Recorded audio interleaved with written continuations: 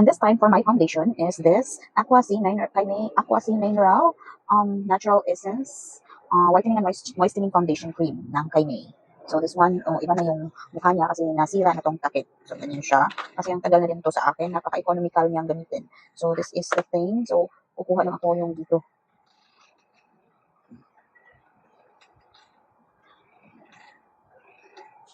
So ito lang yung gamitin kong pang-blend.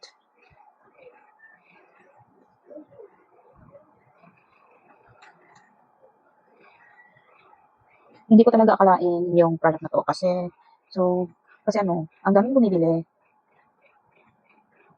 Hindi ko akalain na nung i-upload ko to, so ganun pala siya kabenta.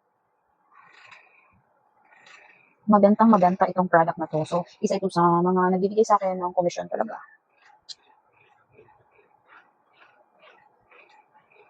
Oh, ayan. So this side here, nalagyan ko na, na-blend ko na, and this side here, wala pa. So ngayon ay lalagyan naman natin. So dito lang ako kukuha kasi sayang yung product eh.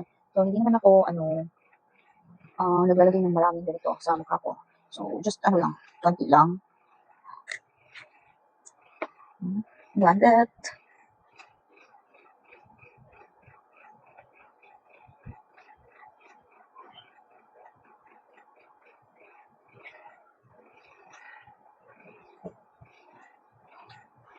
And of course, lagyan natin yung liig natin, para hindi maiiwanan yung kanyang kulay.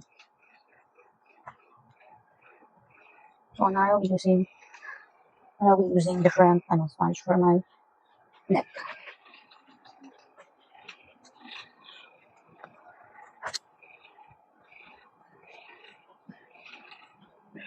Okay, yan na. Tingnan nyo ang nagagawa nitong Aqua C Mineral Foundation ng Kaimei. That's it. So, kung nagustuhan nyo, nandyan lang yung link sa iba. Thank you so much for watching.